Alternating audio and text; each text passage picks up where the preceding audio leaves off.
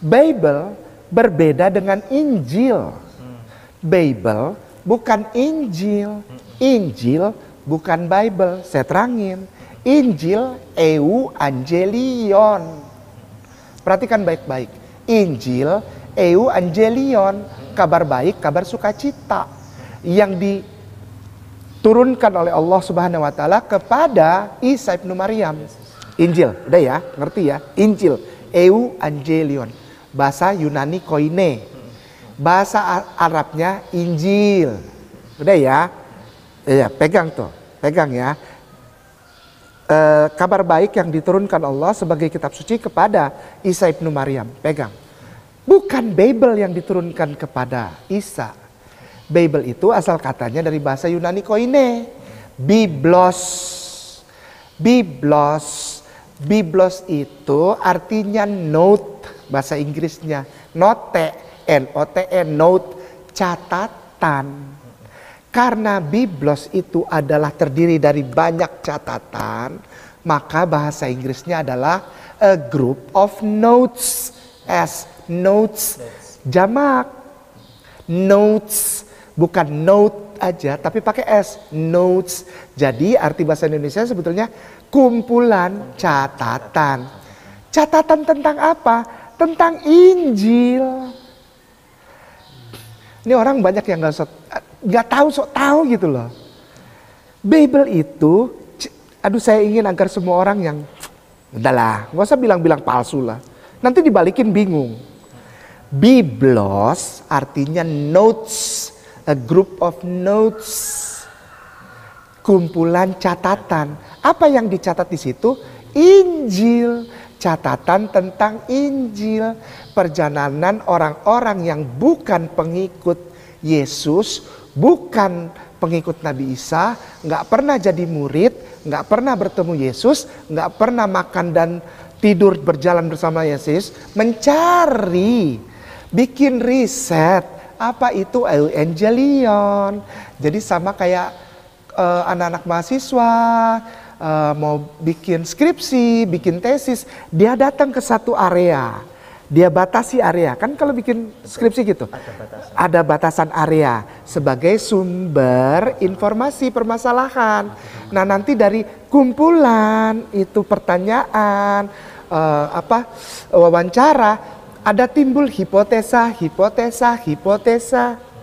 Ya, dari hipotesa ini nanti jadi konklusi 1, konklusi 2, konklusi 3, nanti akhirnya jadi konklusi utuh yang disebut Bible. Sekarang ini kalau zaman Yesus kita mengenal kata Injil diplesetkan dengan Evangelion, jadi Evangelion. Sekarang ini pun kita mendengar Injil, tapi makna yang terkandung bermacam-macam. Kalau saudara berbicara Injil di lingkungan gereja, kita tahu Injil mula-mula itu bukan kitab, tetapi peristiwa. Ini yang sering menjadi kesalahpahaman.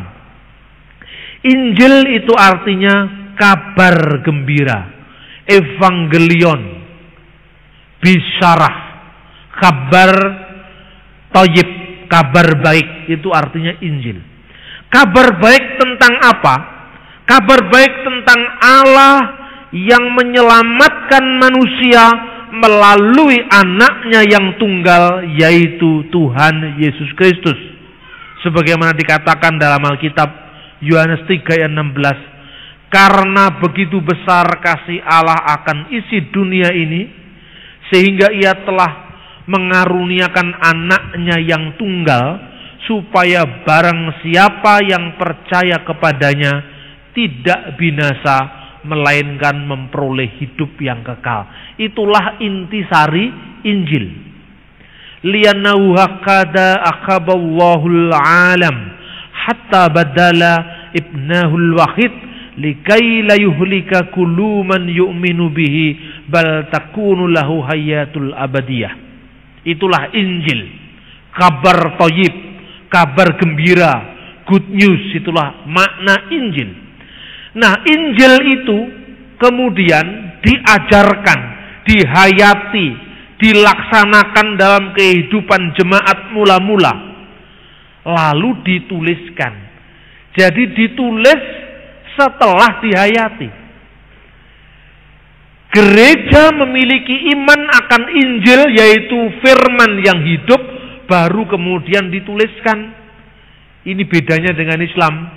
Kalau Islam itu Nabi Muhammad, menurut pandangan orang Islam, Muhammad itu Nabi di bawah Quran. Jadi Al-Quran itu diberitakan oleh Muhammad. Kalau di Kristen, Injil-Injil tertulis memberitakan Yesus, bukan sebaliknya. Jadi Injil di bawah Yesus. Injil itu berita kabar baik tentang Yesus. Kalau di Islam, Muhammad memberitakan Quran. Jadi Qurannya lebih tinggi dari Muhammad, karena Quran menurut pandangan orang Islam kalamullah, firman Allah. Muhammad penerimanya atau pesuruhnya. Di Kristen, firman menjadi daging, bukan firman menjadi kitab. Yesuslah yang diberitakan oleh kitab Injil. Jadi kitab Injil memberitakan tentang Yesus. Kenapa kitab-kitab itu disebut Injil? Karena kitab-kitab itu, Matius, Markus, Lukas, Yohanes, memberitakan tentang firman yang menjadi daging, yang adalah kabar gembira bagi seluruh umat manusia. Inilah salah satu kesulitan kita di Indonesia tatkala kita berbicara, berdialog dengan orang Islam. Karena orang Islam berpikir Injil itu kitab seperti Quran. Jadi pikirannya Allah itu memberikan Taurat kepada Nabi Musa, diturunkan. Kemudian kepada Nabi Daud, kitabnya diturunkan. Kemudian kepada Nabi Isa, kitabnya diturunkan. Terus terakhir, definitif, kepada Muhammad, Qurannya diturunkan. Jadi itu harus terakhir. Karena itu ketika ada Nabi setelah Muhammad, dianggap sesat, MUI, ngamuk. Yang namanya Ahmadiyah itu. Orang-orang Ahmadiyah itu percaya bahwa Nabi terakhir itu bukan Muhammad, tapi Hazrat Mirza Ghulam Ahmad alaihi salam dari India. Ini yang sekarang rame-rame fatwa majelis ulama itu, karena mereka percaya adanya Nabi setelah Muhammad. Jadi Muhammad itu terakhir, tidak boleh ada yang terakhir lagi. Nah, klaim Islam ini ditirukan oleh orang Jawa. Orang Jawa juga kepingin punya Nabi tapi tidak keturutan. Lalu bikin Ronggo Warsito Pujangga Pamungkas. Jadi tidak boleh ada pujangga lagi. Meskipun setelah itu muncul Rendra, muncul banyak sekali para sastrawan, tapi Ronggo Warsito tetap yang terakhir walaupun ada yang setelah itu. Saudara-saudara yang terkasih, ini kesulitan kita dialog dengan Islam, karena bagi orang Islam Injil itu kitab yang turun dari langit dan diturunkan kepada Nabi Isa Al-Masih ibnu Maryam alaihi salam. Injil itu diturunkan, didiktekan oleh malaikat kepada Yesus. Lah ketika dicari-cari, tidak ada Yesus menerima kitab Injil, itu tidak ada. Memang tidak pernah ada, karena Yesus itu sendiri Injil. Yesus itu sendiri adalah firman yang menjadi manusia. Alkitab tidak pernah mengatakan ada firman yang didiktekan malaikat kemudian dikumpulkan jadi Injil Matius, tidak pernah ada. Bahkan kalau kita baca Injil Lukas, coba kita baca Injil Lukas, di situ jelas sekali bahwa aktivitas dalam menulis Injil itu penelitian, mengumpulkan berita dari saksi mata. Jadi Injil bukan sesuatu yang dianggap turun dari langit seperti pandangan orang Islam kebanyakan, bahwa Injil itu firman Tuhan yang disampaikan kepada Nabi Isa. Sehingga ayat ini akan membatalkan bagaimana pandangan orang kebanyakan bahwa Injil itu memang tidak pernah turun dari langit. Coba saya baca. Lukas pasal 1 ayat 1 sampai dengan 4. Theophilus yang mulia, banyak orang yang telah berusaha menyusun suatu berita tentang peristiwa-peristiwa yang telah terjadi di antara kita, seperti yang disampaikan kepada kita oleh mereka, yang dari semula adalah saksi mata dan pelayan firman. Karena itu, Setelah aku menyelidiki segala peristiwa itu dengan seksama, dari asal mulanya, aku mengambil keputusan untuk membukukannya dengan teratur bagimu, supaya engkau dapat mengetahui bahwa segala sesuatu yang diajarkan kepadamu sungguh benar. Jadi Lukas itu setelah menyelidiki peristiwa dengan seksama dari para pelayan firman dan saksi mata. Jadi Injil itu sejarah yang dituliskan. Lukas itu menghubungi saksi-saksi mata. Dan ketika Injil itu ditulis, saksi-saksi mata masih hidup. Misalnya, Markus itu penulisnya Petrus. Karena itu dalam surat 1 Petrus dikatakan, Markus anakku. Markus itu menulis Injil di kota Roma atas perintah Petrus. Kan tidak semua murid tuh bisa nulis dengan baik. Kan nggak apa-apa punya murid lagi. Lah murid ini yang menuliskan tradisi Injil yang diterima oleh para saksi mata. Jadi bukan sekedar ngarang-ngarang sendiri. Ada saksi mata. Di pengadilan pun saksi sangat penting. Saksi mata dan pelayan firman yang sehari-harinya mengetahui, mengalami, berjumpa dengan Yesus. Itu yang ditulis, dibukukan agar apa? Generasi iman selanjutnya, gereja selanjutnya punya arahan, punya pedoman. Karena itu Injil-Injil dan tulisan-tulisan Rasul itu diilhamkan oleh Roh Kudus. Sekalipun Roh Kudus mengilhamkan Injil, mengilhamkan tulisan-tulisan suci, tapi para murid itu bukan sekedar orang yang pasif. Seolah-olah pada malam misalnya Jumat Legi, malaikat datang, "Hei Markus, tulislah." Enggak. Terus hafalkan. Enggak. Tapi Markus sendiri menulis berdasarkan berita dari Petrus.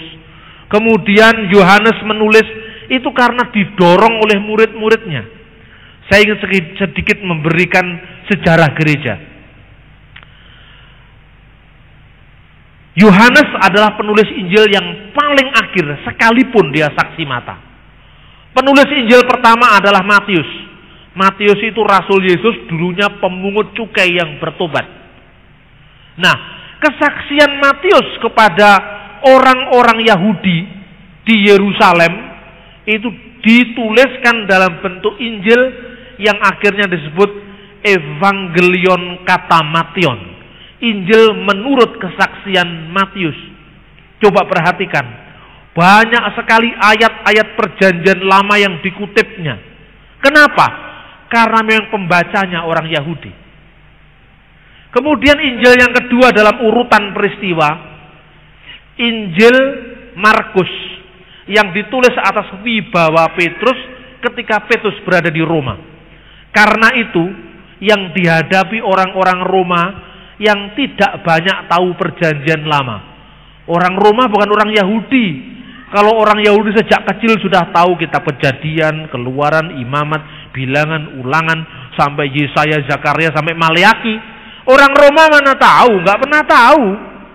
Karena itu Injilnya paling singkat, 16 pasal. Isinya mujizat. Coba mujizat paling banyak ditulis di Injil Markus karena apa? Orang Roma tidak tahu ayat, tidak tahu dalil, tidak tahu perjanjian lama. Taunya pokoknya bukti nyata, konkret. Ini ada orang mati dibangkitkan, ada orang sakit apapun disembuhkan, pendarahan 12 tahun disembuhkan. Orang-orang yang seperti ini tidak butuh teori, tapi butuh bukti. Jadi Injil Matius ditulis untuk kalangan orang Yahudi supaya mereka percaya Yesus. Karena orang Yahudi kutipan ayatnya banyak. Injil Markus butuh bukti nyata, makanya singkat, tegas, konkret. Injil Lukas ditulis bagi seorang yang biasa berpikir secara logika, filsafat Yunani. Karena itu Injilnya yang ditulis ini pembacanya bukan orang kebanyakan, pembacanya orang-orang berlatar belakang pikiran Yunani. Karena itu kalau dilihat, setelah aku menyelidiki dengan seksama, Nah, itu orang pinter kan harus seksama. Kalau orang pinter asal nulis tidak mau terima dia. Maka aku ingin menuliskannya secara teratur bagimu. Ada step by step. Dia menyelidiki dari saksi mata, pelayan firman, kemudian menuliskannya secara sistematis, secara teratur bagimu. Itu Injil Lukas. Matius, Markus, Lukas masih ada yang kurang. Peradaban dunia pada saat itu diwakili oleh 3 kelompok besar. Yang pertama adalah Romawi, punya tentara, punya militer yang banyak, menguasai dunia sampai di Timur Tengah. Seluruh dunia waktu dikuasai yang namanya Pax Romana, yaitu Imperium Romawi. Tetapi tidak bisa disangkal sebelum masa Romawi, Iskandar Agung mengirimkan tentaranya menaklukkan dunia. Menaklukkan dunia dengan seks. Itu Iskandar Agung. Caranya apa? Tentaranya suruh kawin sama orang Mesir, suruh kawin sama orang Irak. Di situ kemudian dia menancapkan kebudayaan orang Yunani yang namanya Helenisme. Itu pada abad ketiga sebelum Kristus. Orangnya berpikir kritis, filsafat. Maka Lukas ditulis untuk memenuhi kebutuhan orang-orang Yunani ini. Markus untuk Roma. Lukas pembacanya Yunani. Matius orang Yahudi asli. Tapi semua Injil Matius, Markus, Lukas itu dapat dikatakan Injil dari bawah. Kenapa Injil dari bawah? Yang disaksikan adalah fakta-fakta tentang Yesus. Misalnya, orang Yahudi itu kalau berpikir pertama kali mendengarkan berita, dia akan bertanya, berita itu dari siapa, anak siapa? Itu orang Yahudi. Oh, ini berita ini berasal dari ini, bin ini. Kayak orang Arab, karena orang Arab itu memang keponakannya orang Yahudi, itu saudara sepupunya orang Yahudi.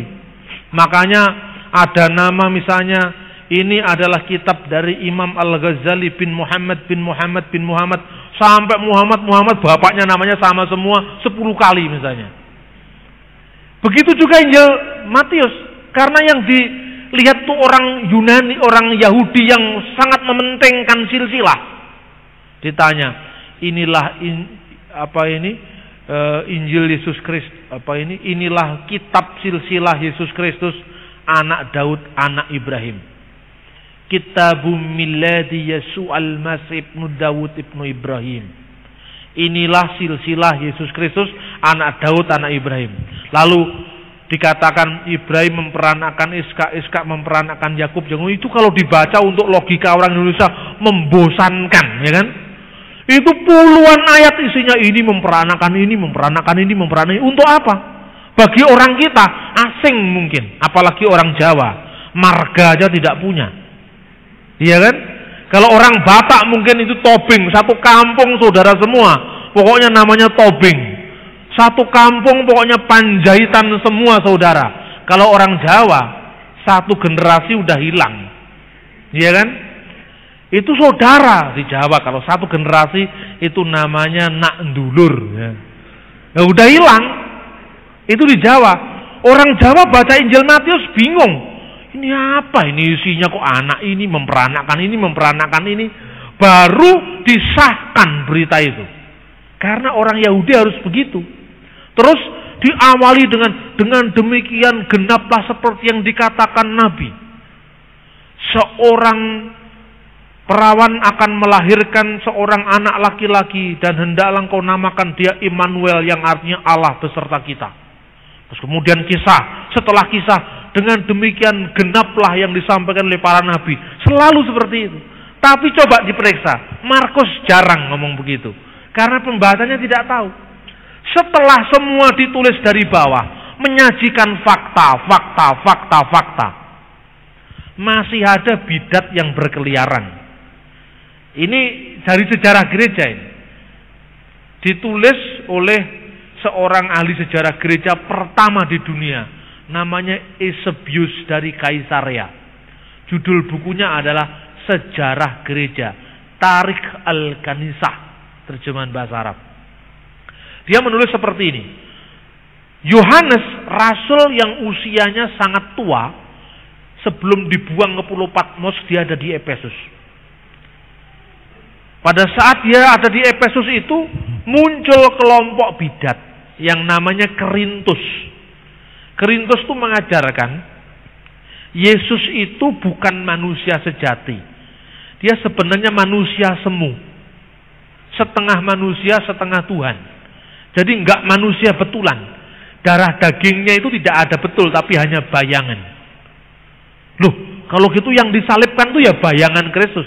Kristus enggak bisa disalibkan katanya. Lah murid-murid itu mengatakan, loh, kalau Yesus enggak benar-benar disalibkan sebagai manusia, dia tidak bisa menyelamatkan manusia. Karena yang jatuh ke dalam dosa itu adalah darah dan daging. Maka penebusan Allah juga lewat darah dan daging Kristus. Kerintus ngomong, enggak, itu hanya tubuh maya. Tubuh maya pandangannya Kerintus itu adalah dunia ini semua tidak nyata. Dunia ini semua semu. Dunia ini panggung sandiwara. Itu kira-kira Kerintus ngomong gitu. Suatu saat dicatat oleh Irenaeus. Ini saya kemukakan seperti ini karena gereja Protestan itu kadang-kadang sejarah gerejanya tidak mendalam. Begitu muncul bidat bingung dia. Karena itu perlu dilacak sejarahnya. Irenaeus itu menulis kitab. Judulnya Melawan Kaum Bidat. Irenaeus itu muridnya Polikarpus. Polikarpus itu muridnya Rasul Yohanes. Jadi generasi ketiga. Kalau ngomong dengan orang Islam enak sekali. Apa Anda bisa membuktikan iman Anda berasal dari muridnya Yesus? Oh, sangat bisa. Yang nulis ini Irenaeus. Irenaeus gurunya namanya Polikarpus. Polikarpus muridnya Yohanes langsung. Generasi ketiga. Ketika dia nulis, saksi-saksi mata masih hidup. Apa yang ditulis? Ketika waktu itu di Efesus itu ada kamar mandi umum. Waktu itu Yohanes sedang di kamar mandi umum. Kerintus ada di dalamnya. Dan kebanyakan orang-orang Kristen juga berada di kamar mandi umum itu. Tatkala muncul Kerintus, Yohanes berteriak, "Anak-anakku, keluar dari ruangan ini. Saya takut ruangan ini akan hancur karena penyesat ada di dalam sini." Katanya. Saya tidak rela anak-anakku satu atap dengan sang penyesat. Keluar semua orang Kristen. Cerita ini menggambarkan ketegasan Yohanes tentang ajaran-ajaran sesat. Kenapa? Yohanes itu muridnya Yesus langsung. Dia saksi mata, pelayan firman. Saksi mata saja masih hidup, Kerintus berani mengajarkan ajaran yang lain. Lah kalau mati seperti apa gereja ini? Gitu. Polanya bidat memang begitu, saudara-saudara. Dulu ketika muncul bidat misalnya Markion itu abad kedua, dia mengatakan yang menciptakan dunia ini bukan Allah katanya, tetapi Allah nomor 2. Allah nomor 2 itu kedudukannya lebih rendah daripada Allah Bapa. Allah ini yang nomor 2 ini Allah pengancam, yaitu Allah perjanjian lama. Allah Bapa itu Allah yang paling hebat, yaitu Allah perjanjian baru. Jadi dia mengenal lebih dari satu Tuhan. Nah, Allah yang nomor 2 ini tidak terlalu kuasa, tidak terlalu maha kuasa, tapi cukup Allah yang kuasa saja. Ini yang dijiplak saksi Yehova sekarang ini. Yesus itu bukan Allah yang maha kuasa, tapi cuma Allah yang kuasa saja, katanya saksi Yehova. Kemudian dia menciptakan dunia ini fisik, daging, bentuk fisiknya ini dipertentangkan dengan Allah roh, Allah perjanjian baru. Jadi menurut dia Allahnya perjanjian lama itu beda dengan Allahnya perjanjian baru. Allahnya perjanjian lama itu Allah yang lebih rendah dari Allahnya perjanjian baru. Ajarannya kekerasan. Allah perjanjian baru itu Allah yang rohani. Ajarannya kasih, katanya seperti itu. Dia tidak mengerti bahwa di dalam diri satu Allah itu ada sikap kasih, tapi juga sikap adil. Seorang yang mengasihi berarti dia berbuat adil. Allah yang ditampilkan dari perjanjian lama adalah Allah yang satu, yang menekankan aspek keadilan dan kekuasaan. Tetapi Allah yang sama itulah Allah yang telah melawat manusia lewat Yesus Kristus untuk menyelamatkan kita. Jadi pada saat yang pertama bukan berarti dibedakan. Allah yang sama, tapi di satu pihak Allah yang sama dengan sikap yang tegas terhadap dosa, sikap yang tegas terhadap siapa yang mempersekutukan dia dengan yang lain. Tetapi Allah yang sama adalah Allah yang mengasihi manusia, menebus manusia dalam Kristus. Ini ajarannya. Lalu murid-murid yang berkumpul ini dorong Yohanes. Rasul, sekarang ini sudah banyak orang yang ngaku-ngaku. Kalau Anda pernah mendengar, pernah muncul kitab Injil palsu yang namanya Injil Thomas. Nah ini, Injil Thomas ini yang kemudian diterjemahkan dalam bahasa Indonesia, dimasukkan jadi bukunya Anand Krishna, yang judulnya Isa, Sosok dan Ajarannya. Digambarkan katanya Yesus itu mengajarkan ajaran-ajaran mistik. Ini kelompok ini memakai Injil Thomas. Ini Anand Krishna, Anda pernah kenal kan? Judul bukunya banyak sekali, Khotbah di atas bukit, kemudian ajaran-ajaran Yesus dan sebagainya. Tapi Anand Krishna sendiri adalah seorang yang bukan orang Kristen. Dia menerjemahkan Injil yang namanya Injil Thomas. Di Injil Thomas itu diawali dengan kata-kata seperti ini. Inilah ajaran-ajaran yang disampaikan secara rahasia oleh Yesus kepada Thomas Didimus, kembaran Kristus. Ini awalnya. Kenapa dikatakan Injil yang disampaikan secara rahasia? Saya mengajarkan seperti ini, jangan dianggap asing. Begitu Anda masuk Gramedia, ketemu yang namanya Injil Thomas. Supaya Anda tidak kaget ketika muncul berbagai macam ajaran. Saya khotbahkan di gereja. Kenapa dikatakan secara rahasia? Karena takut dicek. Makanya dikatakan rahasia, ya kan? Zaman dulu itu gereja, kalau ajaran aneh dicek dulu. Siapa yang mengajarkan seperti itu? Rasul-rasul masih hidup.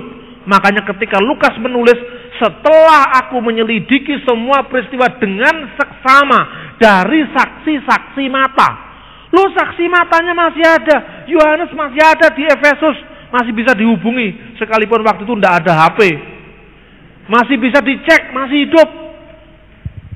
Andreas masih hidup di Pulau Sinope, dekatnya Konstantinopel. Matius masih ada beberapa saat itu. Waktu Lukas menulis itu, saksi-saksi mata masih hidup. Thomas menurut sejarah gereja, kebenarannya kira-kira 70% lah. Sejarah gereja itu tidak mutlak seperti Alkitab. Karena ditulis bukan berdasarkan wahyu Tuhan, bukan berdasarkan ilham Roh Kudus, tapi berdasarkan sejarah. Kadang-kadang yang nulis bisa lupa itu sejarah gereja. Jadi yang mutlak ini firman Tuhan. Sejarah gereja hanya jadi bukti pelengkap karena ditulis pada masa kuno. Thomas ini pergi ke India mengabarkan Injil di sana. Kalau dicek semua ajaran Yesus itu sama. Irenaeus muridnya Polikarpus, Polikarpus muridnya Yohanes. Dia mengatakan, inilah Injil, katanya. Sekalipun Injil tersebar di seluruh dunia, tetapi inti ajarannya satu dan sama, katanya. Bahwa kita hanya memiliki satu Allah yang esa, yang maha kuasa, pencipta langit dan bumi.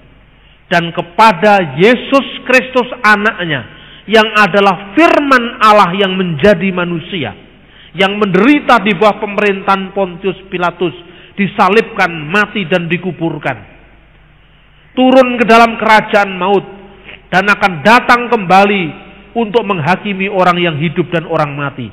Dan kita percaya kepada Roh Allah yang kudus. Seluruh gereja yang satu, yang kudus dan yang rasuli, artinya berdasarkan ajaran para rasul, mengajarkan hal yang sama ini. Dan kami, kata Irenaeus, bisa membuktikan mata rantai ajaran. Kami menerima ajaran ini dari siapa yang menahbiskan kami jadi pemimpin umat. Yang menahbiskan kami jadi pemimpin umat ditahbiskan oleh pendahulunya sampai para rasul. Itu jelas. Nah, tiba-tiba ada ajaran Yesus mengatakan, Injil Thomas ini, usirlah perempuan itu, karena perempuan itu tidak layak menerima kehidupan. Kata Yesus kepada Petrus, usirlah perempuan itu, karena perempuan itu tidak layak menerima kehidupan. Ajaran ini terkait dengan ajaran gnostik, ajaran mistik, untuk menjauhi pergaulan suami istri, karena mereka pada lari ke bukit-bukit meninggalkan kehidupan perkawinan. Ini abad pertama.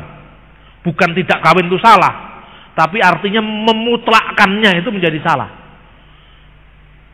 Masa Yesus membenci perempuan? Nah, iya toh? Gak mungkin. Yesus itu mengasihi Maria Magdalena yang jatuh ke dalam dosa, dan dia katakan, pergilah dan jangan berbuat dosa lagi. Siapa yang berani melemparkan batu yang tidak berdosa, silahkan melemparkan batu untuk pertama kalinya. Itu jelas sejarahnya. Tapi tiba-tiba Yesus mengatakan, usirlah perempuan itu, karena perempuan tidak punya hak di kerajaan surga. Loh, ini ajaran dari mana? Dicek, katanya dari Thomas. Loh, Thomas tidak mengajarkan seperti itu. Ajaran ini disampaikan secara rahasia. Nah, itu pola pikirnya bidat seperti itu.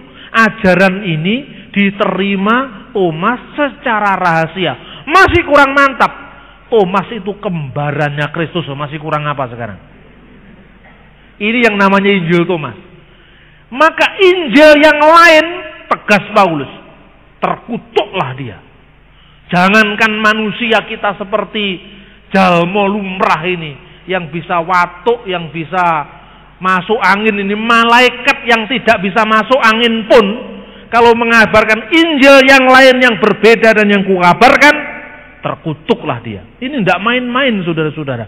Karena Paulus punya bukti yang kuat bahwa Injil yang diterimanya dari para seniornya, yaitu Petrus, Yohanes di Yerusalem, berbeda dengan Injil yang diajarkan oleh para bidat itu.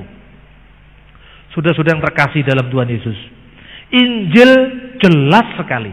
Karena itu jangan kagetan, jangan gumunan. Kalau mungkin muncul yang namanya Injil Thomas. Sekarang di toko buku ada judul Injil Barnabas. Jangan heran. Injil Barnabas itu diberitakan besar-besaran secara luar biasa. Selama saya berada di Kairo, saya mengadakan penelitian tentang Injil Barnabas ini di perpustakaan Dominikan. Ketika saya pertama menjadi pengikut Kristus, kira-kira tahun 89, saya menulis pertama kali dalam pelayanan saya, tatkala saya masih mahasiswa, saya menulis buku yang berjudul Telaah Kritis Injil Barnabas. Si mata langsung. Tapi waktu itu jemaat sudah berkembang. Tatkala Matius menulis Injil, belum terlalu kompleks persoalannya. Itu kira-kira tahun 70, tahun 60 gitu. Kemudian Injil Markus tahun 60-an, Injil Lukas tahun 75. Injil Yohanes itu kira-kira ditulis tahun 90 sampai 95. 20 tahun lebih kira-kira setelah ketiga Injil yang lain, ketika persoalan umat ini semakin kompleks.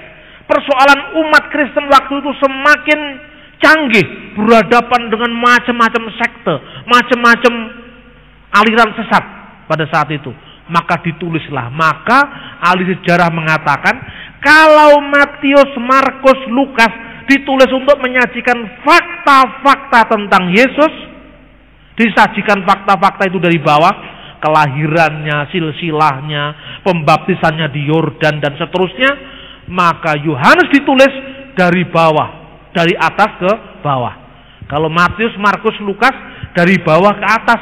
Makanya dalam pelajaran Biblika disebut Injil sinoptik, Injil yang mirip satu sama lain, karena semua menyajikan fakta-fakta dulu.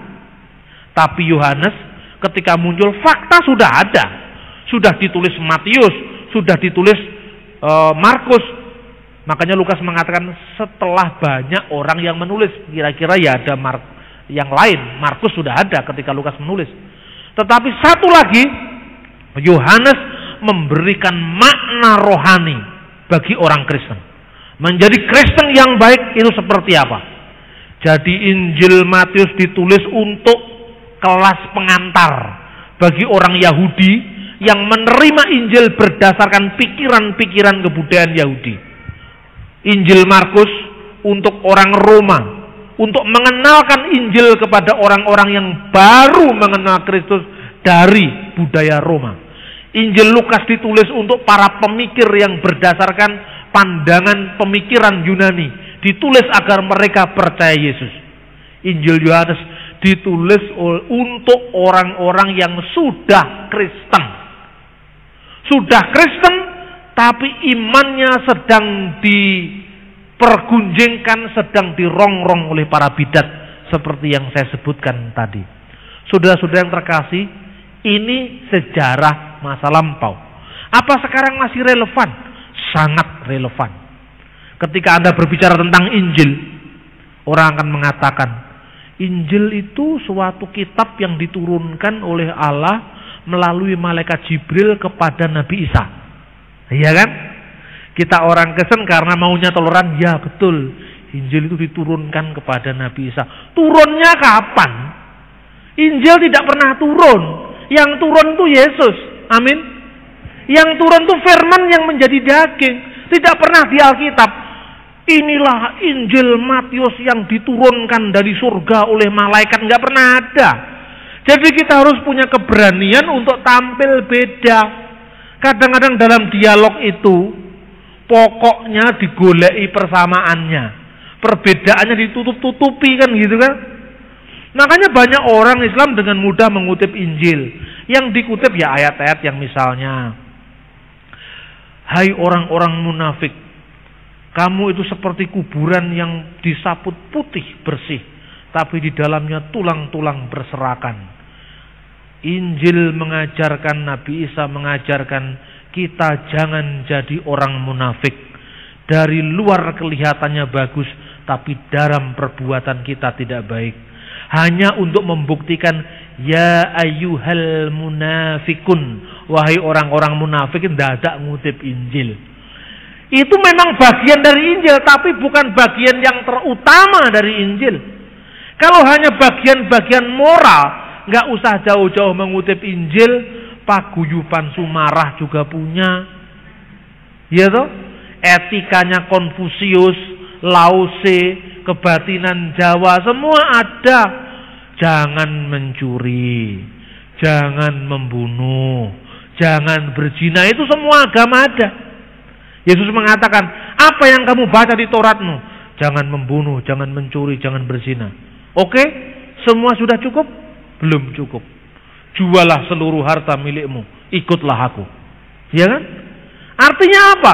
Hidup ini perlu pengorbanan total kepada Yesus. Tidak berarti setelah khotbah ini pulang jual mobilmu, jual tanahmu, tidak seperti itu. Artinya apa? Kalau perlu pengorbanan. Tapi lihat-lihat konteksnya. Sebab di Korea pernah ada aliran suruh menjuali karena 28 Oktober mau kiamat. Ternyata enggak kiamat, sudah jalan 10 tahun. Bidat juga suka menghitung-hitung akhir zaman seperti itu. Saudara yang terkasih, Injil setelah dicocokkan tidak cocok dengan kemauan mereka. Injil itu kitab yang turun dari langit. Begitu dilihat, dibuka-buka, kok nggak ada yang turun. Injil kok lo ditulis. Setelah aku berusaha meneliti berita-berita di antara kita, loh, lah ini kan suratnya Lukas kok dijadikan Injil. Nah, kemudian sudah kita umat Islam mengatakan, karena ukurannya berbeda, dia mengatakan, lah itu jelas suratnya Paulus kamu katakan kitab suci. Itu jelas suratnya Yohanes kamu samakan kitab suci. Kitab suci itu namanya surat Al-Baqarah, surat Ali Imran, surat Al-An'am. Itu terus misalnya jelas rumusannya. Loh itu kan menurut mereka. Menurut kita bukan seperti itu. Karena kalau di Islam firman itu menurut pandangan Islam. Menurut pandangan Islam saya katakan bukan berarti membenarkan, tapi sekedar menyampaikan menurut pandangan Islam, kitab suci itu firman yang turun jadi buku. Kalau di Kristen, firman yang sejak semula yang dikatakan Yohanes, pada mulanya adalah firman itu bersama-sama dengan Allah, dan firman itu adalah Allah, dan seterusnya. Firman itu telah menjadi manusia. Yesus mengatakan, akulah roti yang turun dari surga. Yang turun ya Yesus itu, bukan Injilnya yang turun. Nah, saudara-saudara kita Sebagian umat Islam itu mencocok-cocokkan loh. Kok tidak sama dengan Injil yang saya pikirkan? Lalu menuduh orang Kristen sudah memalsukan kitab Injilnya.